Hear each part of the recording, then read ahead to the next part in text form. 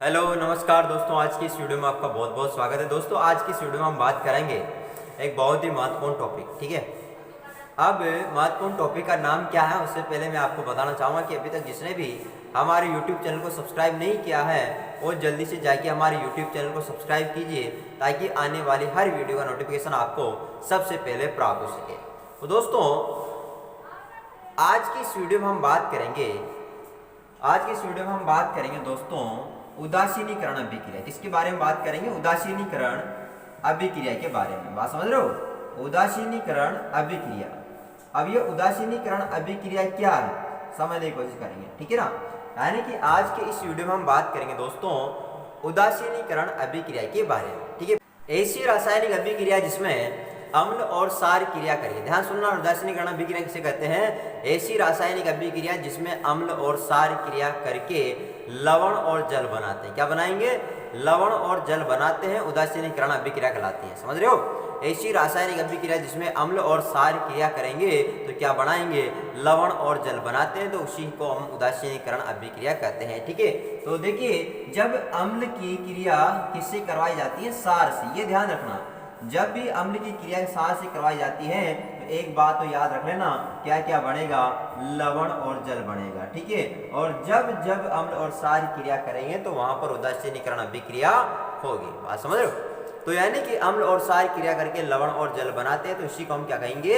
उदासीनीकरण अभिक्रिया कहते हैं। एग्जाम्पल के द्वारा हम समझते हैं। यहाँ पर जैसे हमारे पास HCl हाइड्रोक्लोरिक अम्ल, HCl क्या बोलते हैं दोस्तों? हाइड्रोक्लोरिक अम्ल प्लस NaOH यानी सोडियम हाइड्रोक्साइड है। अब ये दोनों क्रिया कर रहे हैं, है ना, यानी कि HCl अम्ल है और NaOH यहाँ पर क्या है? सार। अब ये दोनों क्रिया कर रहे हैं और बना रहे हैं दोस्तों यहाँ पर NaCl प्लस H2, यानी कि हमारे पास ये लवण है और ये क्या है? जल है। ठीक है, तो यहाँ पर लवण यानी कि ये अम्ल है, HCl हाइड्रोक्लोरिक अम्ल है और NaOH सोडियम हाइड्रोक्साइड है, दोनों क्रिया करके लवण और जल बना रहे हैं। तो हम कह सकते हैं कि ये कौन सी अभिक्रिया का एग्जाम्पल है दोस्तों? ये उदासीनीकरण अभिक्रिया का उदाहरण है। ठीक है, तो हमने उदासीनीकरण अभिक्रिया के बारे में समझा किसे कहते हैं। ठीक है, अब दोस्तों यहाँ पर हम 3 इंपॉर्टेंट क्वेश्चन पढ़ने वाले हैं। ठीक है, ध्यान दीजिएगा, वेरी वेरी इंपॉर्टेंट है दोस्तों तीनों क्वेश्चन। क्या क्या क्वेश्चन है समझने की कोशिश करना, वेरी इंपॉर्टेंट है, बोर्ड परीक्षा के लिए भी इंपॉर्टेंट। ठीक है, पहला क्वेश्चन है कि जब प्रबल अम्ल, ध्यान सुनना क्वेश्चन को, जब प्रबल अम्ल और प्रबल सार क्रिया करता है। समझते हो प्रबल अम्ल हमने पढ़ा था। ठीक है, जब प्रबल अम्ल और प्रबल सार क्रिया करता है तो विलयन की pH 7 होती है। क्वेश्चन है दोस्तों, जब प्रबल अम्ल और प्रबल सार क्रिया करेगा तो विलयन की pH कितनी होगी? 7 होगी। क्यों? कारण बताना। ठीक है ना, यानी कि प्रबल अम्ल और प्रबल सार के क्रिया करने पर विलयन की pH का मान कितना होता है? 7 होता है। इसका हमें कारण बताना। अब ध्यान सुनो, इसका कारण क्या है? यानी कि हमने क्वेश्चन देखा कि प्रबल अम्ल, ध्यान देखा, प्रबल अम्ल व प्रबल सार की क्रिया करवाने पर प्रबल अम्ल और प्रबल सार की क्रिया करवाने पर pH का मान 7 होता है। pH का मान कितना होता है? 7 होता है। कितना होता है? 7 होता है। इसका हमें कारण बताना है कि ये क्यों होता है। बात समझ रहे हो? तो यानी कि देखो आंसर है दोस्तों, पहले सुन लीजिएगा, मैं लिख भी दूंगा बोर्ड पे, कि प्रबल अम्ल व प्रबल सार जलीय विलयन में पूर्णतः, प्रबल अम्ल और प्रबल सार जलीय विलयन में पूरी तरह से आयनित हो जाते हैं, यानी अपन कह सकते हैं पूर्णतया आयनित हो जाते हैं। ठीक है, क्योंकि अम्ल भी प्रबल है और सार भी प्रबल है, इसलिए जलीय विलयन में पूर्णतया यानी पूरी तरह से आयनित हो जाते हैं। इसलिए हम कह सकते हैं कि यदि अम्ल और सार के समान मोल लिए जाए तो H प्लस और OH माइनस क्रिया करके जल बना लेते हैं। H प्लस और OH माइनस आयन क्रिया करेंगे और क्या बना लेंगे? जल बना लेंगे। इसलिए अपन कह सकते हैं कि जो प्रबल अम्ल और प्रबल सार क्रिया कराने पर जो pH का मान होगा वो कितना होगा? 7 होगा। ठीक है, तो हम यहाँ पर लिख देते हैं कि प्रबल अम्ल, ध्यान समझिएगा क्वेश्चन को, प्रबल अम्ल व प्रबल सार, है ना, प्रबल अम्ल व प्रबल सार जलीय विलयन में, है ना, ध्यान देखना, जलीय विलयन में पूर्णतया क्या हो जाते हैं? आयनित हो जाते हैं। क्या हो जाते हैं? आयनित हो जाते हैं, यानी प्रबल अम्ल और प्रबल सार जो है वो जलीय विलयन में क्या हो जाएंगे दोस्तों, पूर्णतः यानी पूरी तरह से क्या हो जाते हैं, आयनित हो जाते हैं। ठीक है, पूर्णतया आयनित हो जाते हैं। अतः अपन कह सकते हैं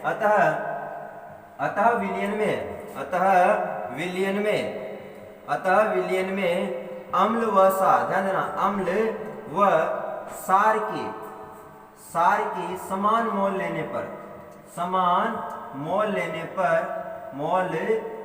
पर H प्लस व OH माइनस आयन क्रिया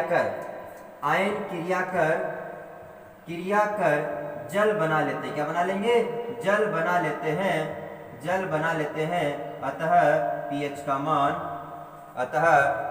का मान कितना होता है दोस्तों, 7 होता है।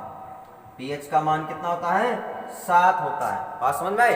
यानी हमने क्या देखा दोस्तों कि प्रबल अम्ल और प्रबल सार जो होते हैं जलीय विलयन में पूर्णतया क्या होते हैं, आयनित होते हैं, है ना। अब अपन अगर विलयन में अम्ल और सार के समान मोल लेते हैं तो H प्लस और OH माइनस आपस में क्रिया करेंगे और क्या बना लेंगे, जल बना लेंगे। और इस प्रकार से अपन कह सकते हैं कि जो pH का मान होगा वो कितना होगा, 7 होगा। ठीक है, तो ये इंपॉर्टेंट क्वेश्चन है। दूसरा क्वेश्चन है दोस्तों हमारे पास कि प्रबल अम्ल व दुर्बल सार की क्रिया करवाने पर, ध्यान देना, प्रबल अम्ल और दुर्बल सार की क्रिया करवाने पर विलयन की pH का मान 7 से कम होता है। समझने की कोशिश करना, जब प्रबल अम्ल और दुर्बल सार की क्रिया करवाई जाएगी तो pH का मान कितना होता है, 7 से कम होता है। क्यों, इसका कारण हमें बताना है। तो ध्यान सुना, जब प्रबल अम्ल और दुर्बल सार, है ना, प्रबल अम्ल और दुर्बल सार के मध्य क्रिया करवाई जाती है तो ये अपने जलीय विलयन में पूर्णतया आयन यानी पूरी तरह से आयनित नहीं होते हैं। ठीक है ना, क्यों नहीं होते हैं, क्योंकि देखो एक अम्ल तो है प्रबल और सार के साथ दुर्बल है। ठीक, इसलिए ये अपने जलीय विलयन में पूर्णतया आयनित नहीं होते हैं। इसलिए अपन कह सकते हैं कि यदि विलयन में अम्ल और सार के समान मोल भी लेने पर, अगर विलयन में अम्ल और सार के समान मोल लेते हैं तो H प्लस आयनों की मात्रा OH माइनस आयनों की मात्रा से क्या होती है, अधिक होती है। ठीक है, यानी H प्लस आयनों की जो मात्रा होगी वो OH माइनस आयनों की मात्रा से अधिक होगी। इसलिए हम कहेंगे कि जो pH का मान होगा वो 7 से कम होगा। ठीक है, क्योंकि हम देखते हैं कि H प्लस आयनों की मात्रा ज़्यादा होने का मतलब क्या है कि उसकी जो pH है, pH वो घट रही है, यानी कि अम्लता बढ़ रही है। ठीक है, अब अम्लता बढ़ेगी तो pH का मान घटेगा। तो अपन यहाँ पर कहेंगे दोस्तों कि pH का मान 7 से कम होता है। तो मैं लिख देता हूँ यहाँ पर प्रबल अम्ल, क्योंकि, है ना, कारण लिख देते हैं, क्योंकि प्रबल अम्ल, ध्यान देना, क्योंकि प्रबल अम्ल व दुर्बल सार जलीय विलयन में, है ना, जलीय विलयन में प्रबल अम्ल व दुर्बल सार जलीय विलयन में पूर्णतया मतलब समझ रहे हो, पूरी तरह से ना पूर्णतया आयनित नहीं होते हैं, ना, पूर्णतया आयनित नहीं होते हैं। ठीक है ना। अतः अपन कह सकते हैं अतः विलयन में, ना, अतः विलयन में अम्ल व सार, है ना, अम्ल व सार के समान मोल लेने पर H प्लस आयनों की मात्रा OH माइनस आयनों की मात्रा से क्या होती है, अधिक होती है। ठीक है ना, यानी H प्लस आयनों की जो मात्रा होगी वो OH माइनस आयनों की मात्रा से क्या होगी, अधिक होती है। अतः अपन कह सकते हैं कि pH का मान, है ना, pH का मान क्या होगा, 7 से कम होता है। तो ये हमें ध्यान रखना है दोस्तों। ठीक है, कि अगर प्रबल अम्ल और दुर्बल सार की क्रिया करवाते हैं तो ये अपने जलीय विलयन में आयनित नहीं होते हैं पूरी तरह से। अतः अपन कह सकते हैं विलयन में अम्ल और सार के समान मोल लेंगे तो H प्लस आयनों की मात्रा OH माइनस आयनों की मात्रा से क्या होगी, अधिक होगी। इसलिए अपन कह सकते हैं pH का मान 7 से कम होगा। ठीक है, अब अगला क्वेश्चन है दोस्तों, क्वेश्चन नंबर 3, ठीक है ना, वेरी इंपॉर्टेंट दोस्तों। ये क्वेश्चन है हमारा कि जैसे हमने पहले क्वेश्चन में देखा था कि प्रबल अम्ल और प्रबल क्षार की क्रिया कराने पर पीएच का मान 7 होता है, ठीक है, हमने समझा उसको। फिर दूसरा देखा कि प्रबल अम्ल और दुर्बल क्षार की क्रिया करवाएंगे तो जो पीएच का मान होता है 7 से कम होता है। अभी क्वेश्चन है दोस्तों कि दुर्बल अम्ल, है ना, ध्यान देना, दुर्बल अम्ल व प्रबल क्षार, दुर्बल अम्ल व प्रबल क्षार की क्रिया करवाने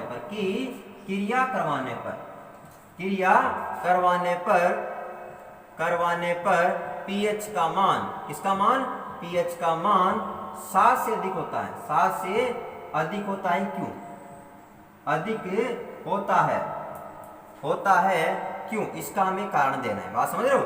यानी कि दुर्बल अम्ल और प्रबल क्षार की जब हम क्रिया करवाएंगे तो पीएच का मान 7 से अधिक होगा। क्यों, अब आप समझ गए होंगे, आंसर हम बहुत ही आराम से दे सकते हैं। क्योंकि दुर्बल अम्ल और प्रबल क्षार अपने जलीय विलयन में पूर्णतः आयनित नहीं होंगे, क्योंकि अम्ल दुर्बल है और क्षार प्रबल है भाई साहब, समझ रहे हो।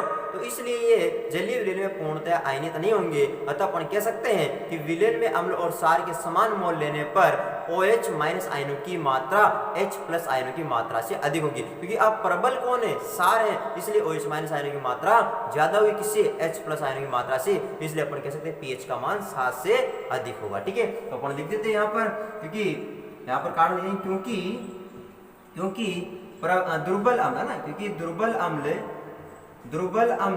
व प्रबल क्षार जलीय विलयन में, है ना, जलीय विलयन में पूर्णतया आयनित नहीं होते, नहीं होते हैं, ठीक है ना, पूर्णतया आयनित नहीं होते हैं।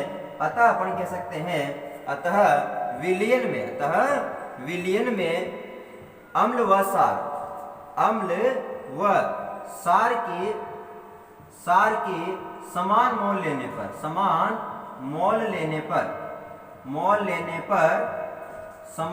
लेने पर OH माइनस आयनों की मात्रा, ना, OH माइनस आयनों की मात्रा H प्लस आयनों की मात्रा से क्या होती है दोस्तों, अधिक होती है, ठीक है ना। यानी OH माइनस आयनों की मात्रा H प्लस आयनों की मात्रा से अधिक होती है। अतः अपन कह सकते हैं, अतः पीएच का मान क्या होगा, 7 से अधिक होता है, पीएच का मान 7 से अधिक होता है, पीएच का मान 7 से क्या होगा, अधिक होगा। क्यों होगा, क्योंकि OH माइनस आयनों की मात्रा H प्लस आयनों की मात्रा से क्या है, अधिक है, ठीक है। तो दोस्तों आई होप इस वीडियो में आपको समझ में आया होगा उदासीनीकरण अभिक्रिया के बारे में। और इसके अलावा हमने पढ़ा कि प्रबल अम्ल और प्रबल क्षार के बीच अगर क्रिया करवाते हैं तो पीएच का मान जो होगा 7 होगा। इसके अलावा हमने देखा कि प्रबल अम्ल और दुर्बल क्षार के बीच अगर अपन क्रिया करवाते हैं तो पीएच का मान 7 से कम होता है। और इसके अलावा हमने देखा कि दुर्बल अम्ल और प्रबल क्षार के बीच क्रिया करवाएंगे तो पीएच का मान 7 से अधिक होगा। तो दोस्तों आई होप आपको ये वीडियो पसंद आया होगा, और अगर पसंद आया है तो इसको लाइक, कमेंट और शेयर जरूर कीजिए।